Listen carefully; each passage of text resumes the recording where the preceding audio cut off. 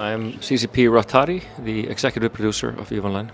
I'm CCP Trash Panda, and I'm a producer of EVE Online. Here we are at EVE Fanfest 2025. We are back at the Harpa in Iceland. So exciting to see everyone here, like so much amazing stuff about to happen. The fans, the corporations, everyone showing up. How does it feel to arrive at this moment in EVE Fanfest 2025 where it's kicking off, it's underway, the doors are open, you can't put it back? I'm just happy there's a lot of people organizing it, because otherwise it wouldn't happen. This doesn't happen overnight. It's been months and months of planning. So I'm just happy that when we arrive and we're told you're on set, everything's just prepared for us, because this is monumental to plan this, I think. But super good to be at Harpa. It's really, really cool. Yeah, the same for me. I mean, Harpa is absolutely amazing. I mean, I do like the old venue, but this one in particular is just so lovely. For me, it's very similar, but it's kind of there's so much support staff, so many people trying to get this event working, that we end up in a situation where us who don't have to go on stage, we can just come and talk to players and enjoy ourselves, and because all of the work is done for us in that sense, so we really get to do that one-on-one time with the players, which I think is really the essence of FanFest. Y'all are about to introduce the players to the next content expansion in EVE Online, which is Legion. And can you kind of just go into the bigger details on what Legion is about and what players can expect? Absolutely. So we'll do a bit of a back and forth. So I think the headliner here is the culmination of 5 expansions. This is the 6th one of investment in social tools. So we decided 3 years ago that we were on with quadrants, we were kind of in a treadmill. It didn't really move the needle. So going back to expansions and kind of investing in long-term big projects that we couldn't tackle in little cycles as we were doing, wasn't paying off. So this is now the culmination, opening up Freelance Job or freelancing for new players with basically player-made missions. We're giving corporations tools to create the same type of missions as we do as designers. And it's huge. It's the biggest thing I think has been done in MMOs from a social perspective. They call it the gig economy. And this is just unrivaled, and it's the it's the best way for us to open up the universe for new players. Yeah, and I think also just on that as well, as he was saying, it's essentially we started off with corporation jobs, which was jobs within the corporation themselves, but there was always that piece that was how do we get this out into the hands of other players? But then on top of that, it's how do we use that as a recruitment tool? So you can end up in a situation where you've been doing missions for a corporation that you really enjoy, and then that gives you that stepping stone, because that's generally the thing with EVE, is that you do better when you're with people.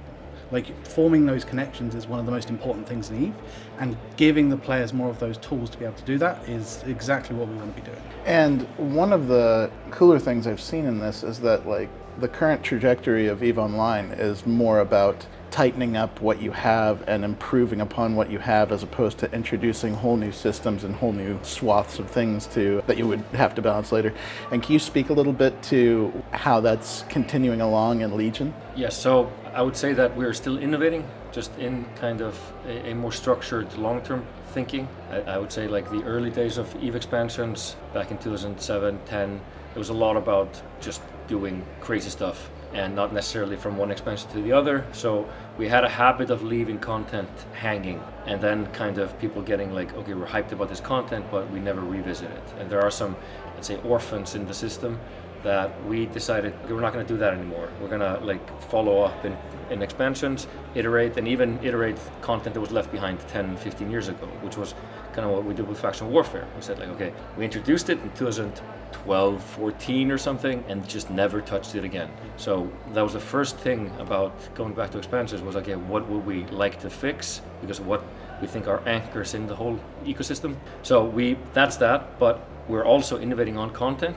Just we're innovating with prototypes, more kind of little things that we then say okay, this is something worthwhile, we're going to invest in it and make it a real content expansion. So I think Trash Panda can talk on kind of how we're approaching that the content side. Yeah, for sure. So, I mean, there's a few things that we're sort of targeting, but one of the things I also just want to mention is that in this expansion, we're also doing some updates to Equinox. So, in Equinox, we introduced the ability for players to put upgrades into their system. This was in the old system as well, but we made it so that it was a little bit more dynamic, and you could essentially like control more and have more customization of your space. We're continuing that process. Essentially, we're giving people the ability to like change the power and workforce of a system, which is something that has a lot of feedback from the player base. So that should allow people to have more control. But also on top of that, we have the ability to add in system effects. System effects aren't new to the game. We have had system effects. We've had metaliminal storms, which are roaming weather effects that go around the universe. But through lore connections, we're essentially saying that players can now control that, and they can deploy that into their systems and really like choose what effects they want to have in that system. And so really that's kind of the idea, that we want to be innovating, we want to be making sure that we're giving people new stuff to do, but we want to make sure that we're utilizing the things we already have to make sure that like we're not leaving things behind. And maybe also just to echo what I said as well, is like we do end up in a situation where things sort of get left behind a little bit, but we have to make sure that we're picking the things that we think are the best to like bring forward. And we sort of end up almost like a leapfrogging. It's like, okay, that's in a good enough space, let's go forward with another piece of space that we want to look at, and then we look back and say, okay, that needs to be brought up as well. And instead of like making an expansion about like a specific content type, we've done like tiny content updates like the Abyssal Rifts or space fishing, just as a really controlled experiment. We try it in an event, then we kind of expand it, and maybe if it's great and we tune it and tweak it and say, okay, this is worth investing, it becomes evergreen content. But we, instead of just like betting everything on that content, it's kind of more, I would say, planned out. Yeah, absolutely. There's also a point there, which is that it's difficult to put content into EVE that's evergreen in general, because you're going to have thousands of people running it. You've got to make sure the economy is right. You've got to make sure the balance is right. So doing things like the Abyssal Rifts, which was an experimental piece of content, which we could roll out in an event type, where we could essentially say like, it's going to be here for 2 weeks, 4 weeks, whatever, and then we can use that opportunity to go like, okay, is this good? Can we balance this? And then once it is in a good state and we say, no, we're actually really happy with this, then that can become permanent content for the rest of the game. And I think that to me is a really healthy approach. Yes. And it's important to note too that like these major expansions aren't just places for new content and like additional stuff to the game. It's also a place where it's kind of like a seasonal patch notes of sorts. And two of the things I couldn't help but notice is that you're improving upon the system map UI. Yes. And the balancing of ships. How do you decide what of that balancing, what of the things you want to improve upon, you bring into a major expansion like Legion? One of the things, because I joined EVE mostly as an ex-MMO PS player, I brought in a lot. I still have that kind of viewpoint of like, okay, but what do other games do? Like, how hard is it to do the normal things that I expect in a game? And I find there's a lot of things that kind of are lacking, and one of those is the star map. So like there are some little things in this kind of early, let's say, golden path, just like, okay, how do I find my ship? How do I find this? Like, how does anyone explain to me why I die? Because there's no safe island like in World of Warcraft. It's just, you're just out there. And a part of how we've approached onboarding is to do tutorials. But that doesn't really kind of help, because the game changes, you have to read the tutorial. So I'm like, my personal focus has been for the new player experience, it's just like natural native UX of the game, so that I can logically navigate. And star map is key to that. Like, how do I find stuff? Where am I? Where are other people? You said, where the hell is a Mar? Like, what are these things? And just give me a map that I can navigate and click and just kind of learn about the universe. This to me is really important, because then you have a gathering place for all information. You could say like, where's the latest battle? If you come in as a press, you hear like, where's the biggest battle yesterday? I'm like, right there. Like, it's here. You click it and you get some information about it. Like, just understand the universe, because the universe is full of stuff happening, and you're just in your echo chamber, you know about your stuff, what your Discord members told you, but you don't have this kind of EVE curious aspect of it. So star map is key, like an anchor to this, and we're gonna involve that a lot going forward. put a lot of information, put a lot of economic information into it, because it's also a place to put data, like, you know, the MER. Why is it only every 30 days in a PDF on a website somewhere? Why isn't it just in the map? Like, you just like check out who's manufacturing the most. Oh, here. And like JITA, trade, you click these things, you see some high level economics. Like, this is super cool. Like, no game ever could do this. And I think to me, the EVE universe is the key. Like, it's to get into the universe. So that's why I'm very in love with this feature. No, I mean, I'm also super excited for it too. It's really cool. Yeah, so ship balance. I guess one of the key things is that is there a problem with ship balance? It depends on who you ask. That's one of the key things that we tend to run into when we're talking about ship balance. But we have a secret weapon in our arsenal, which is the CSM. So the player elected like group of council that talk to us every week, but we also have one-on-one conversations with them. They're the people that are on the ground playing the game, or maybe slightly above, because they're normally alliance leaders, and then they're talking to their players. So really forming a relationship with the CSM is one of the key things for us to get information about whether something is particularly broken or whether something just doesn't fit right in the meta. So with the Legion expansion, we've been working really hard with the CSM to kind of map out some of these larger problems, and I think we've got a crazy map on Miro somewhere with all these like lines connecting, and it just showcases some of the gaps in, say, the escalation path between subcapitals and capitals.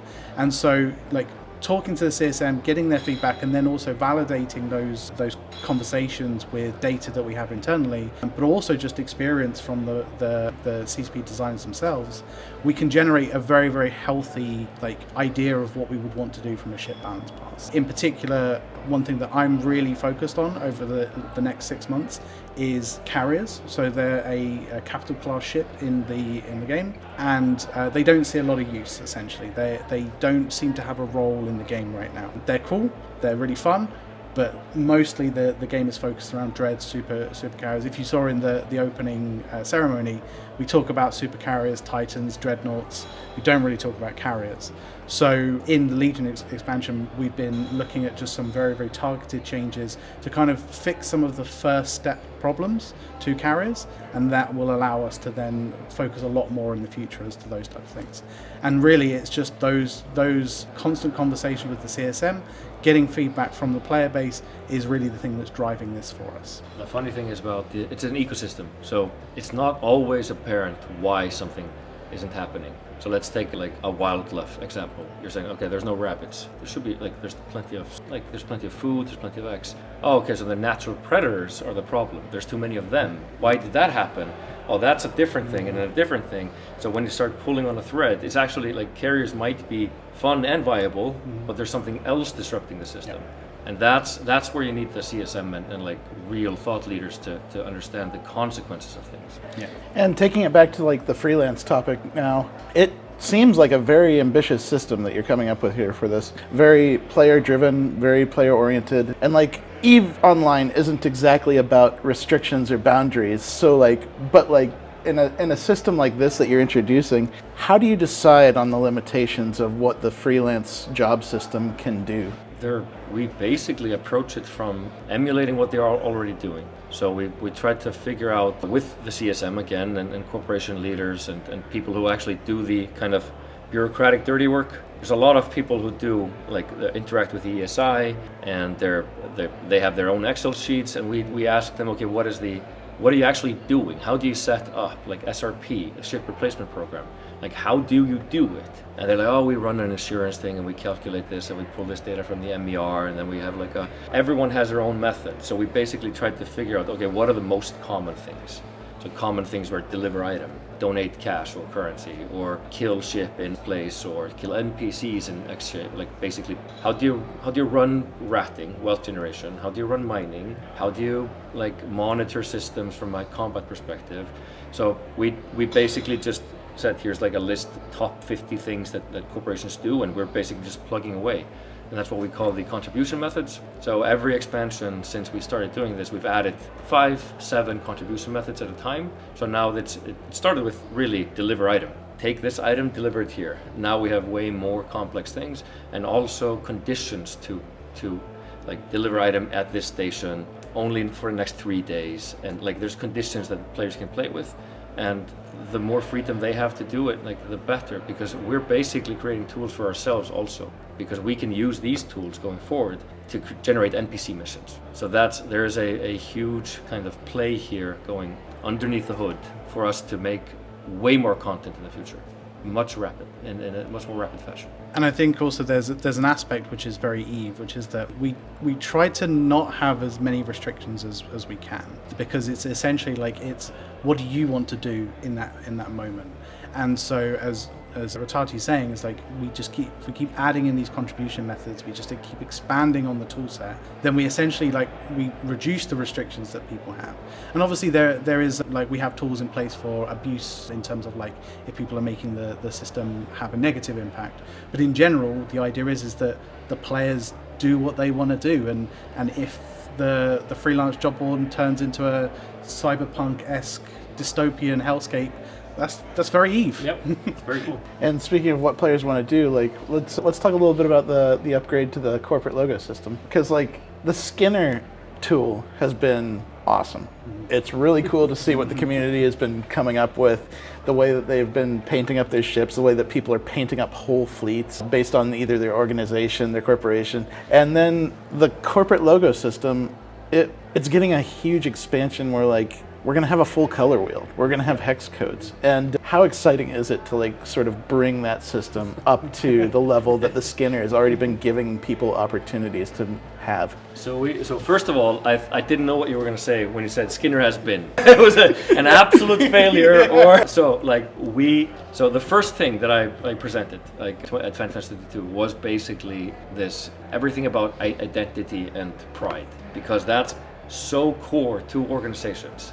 That's what gets people together. It's this common identity. We didn't have any way to express it, and we also had these orphans of people asking for why can't we have structure skins or corporation logos on our ships, etc. So all of that started, this whole journey is another kind of long runway of okay, we want to do this super well. We want to just fulfill the fantasy of this thing, and the full fantasy is everyone in the same colors with the same logos, looking awesome on the battlefield, and then just in your face everywhere you can. So we have been, it's been a long way. We've done little steps at a time, but now the core palette is basically kind of okay, that's the brain of the system, where you author this thing as a brand director of the corporation. You're saying, okay, we're just going to be like this, and we're going to want to empower that person with so much stuff to do, colors, like you said.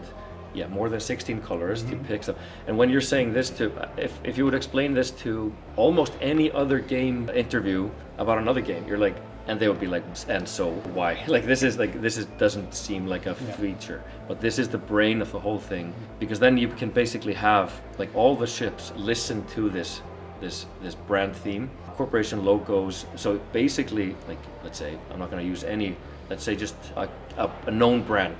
Someone famous, someone neutral, EVE University. If EVE University wants to do freelance jobs, they make a cool logo, they make a cool brand, their logo, their banner is going to be everywhere, they fly together in this. So if you join their fleet on day 1, day 2, you already feel holy shit, I'm in a team, guys. This is awesome. Instead of just being alone, figuring stuff out, it's just such a specific EVE thing, and that's why we're investing in it. It's so EVE. And if you're in the opening ceremony, when the bee came on screen and everyone was screaming, and we didn't say what the name was. It was the bee came up, and because these symbols have power. They are the anchor point for a lot of people in the game. When you see that particular picture, or you see that those colors, specifically with Goonswarm, the yellow and the black, or gunmetal gray, I think, that kind of thing, is you know who they are. And so we have that in the real world. We have that with Manchester United and their red colors, and Chelsea with their blue colors. It's so important to be able to represent yourself and your group in whatever medium you have. Opening up this system to allow people to do that is just, it's incredible. And with the expansion coming on May 27th, what are you most excited for players to see when they finally dig into Legion for the first time? Two things that I really hope to see Freelance Jobs on day 1, and a lot of people who have been asking for it kind of knowing how corporation projects work.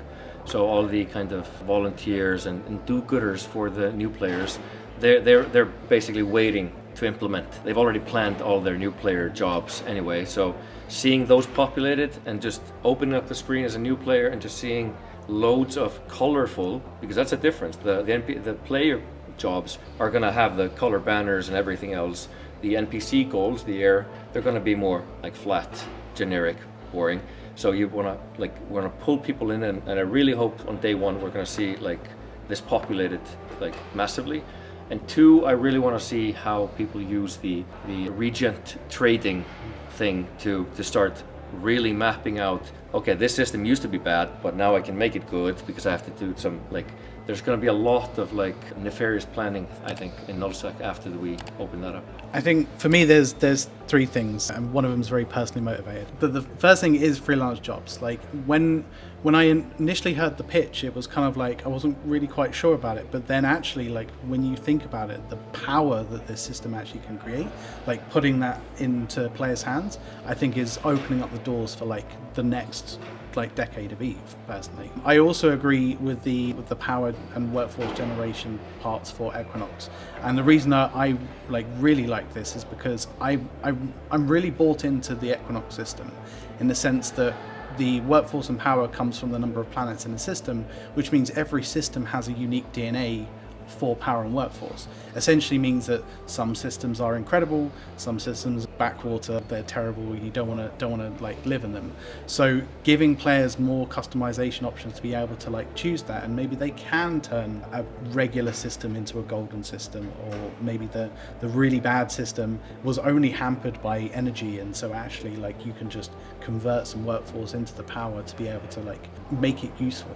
I think that's really cool. But the third thing for me is some of these balance changes. I've been personally involved with working with the CSM on creating these. These are things like the resistance changes that we're going to be adding into the modules, the carrier changes in particular, also the reduce of diminishing returns on fax reps.